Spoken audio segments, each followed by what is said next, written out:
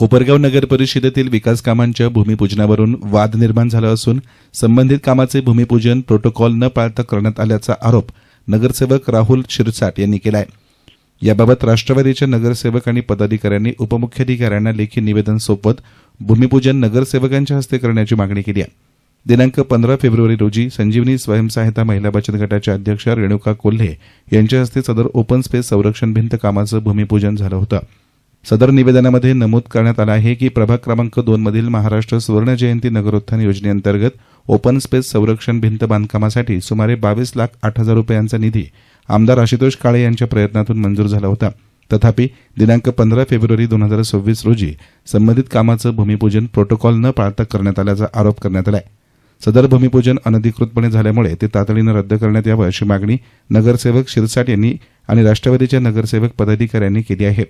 या प्रकरणामुळे नगर परिषदेत प्रशासन आणि लोकप्रतिनिधी यांच्यातील समन्वयावर प्रश्नचिन्ह निर्माण झालं असून पुढील कारवाईकडे सर्वांचं लक्ष लागलं आहे। याप्रसंगी राष्ट्रवादी काँग्रेस पक्षाचे नगरसेवक पदाधिकारी कार्यकर्ते उपस्थित होते।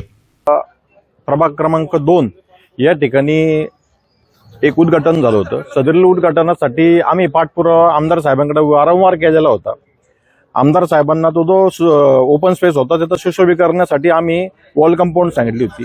वॉल कंपाऊंडचं आमदार साहेबांनी त्यावेळेला प्रशासन राज होता, ही इलेक्शन पूर्वीची गोष्ट होती। प्रशासन राज असताना आमदार साहेबांनी तात्काळ तो निधी मंजूर केला आणि त्याला महाराष्ट्र सुवर्ण नगरोत्थानमधून हा निधी आपल्याला मिळालेला होता। तर काल ज्या वेळेला मी घरी जेवायला गेलो त्यावेळेला मला घराच्या बाहेर गर्दी दिसली, कसली गर्दी, म्हणून मी तिथं बाहेर गेलो, तिथं उद्घाटन चालू होतं।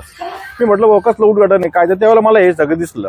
तर काल मी तिथं मग आमचे जे नगरपालिकेचे अधिकारी त्यांना सगळ्यांना फोन केला, बाबा तुम्ही आम्हाला काही सांगितलं नाही, आम्ही तिथले स्थानिक नगरसेवक आहे, आम्हाला काही तुम्ही काही बोलले नाही का, काही नाही।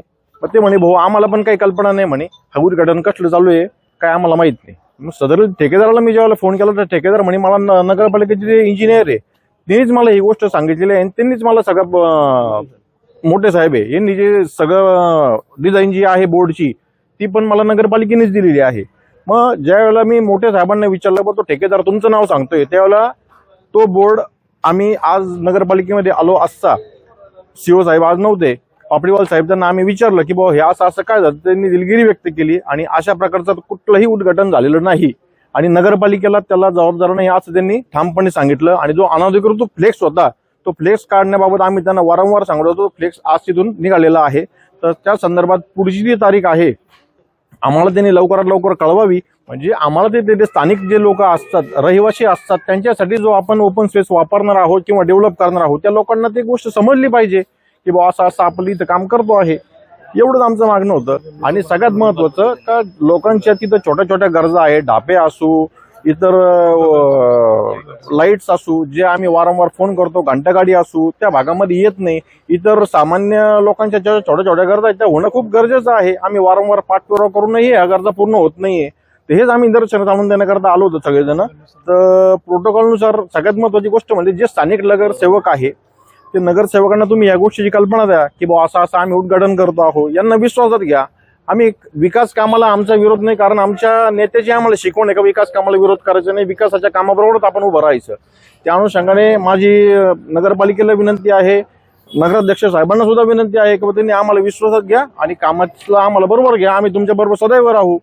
धन्यवाद। तेव्हा नगर परिषद निवडणुका पार पडल्यानंतर देखील काळे कोल्हे गटामध्ये एक प्रकारे संघर्ष पुन्हा एकदा सुरू असल्याचंच दिसून येत आहे। इस्तान मीडियासाठी प्रतिनिधी युसुफ रंगरेज, कोपरगाव।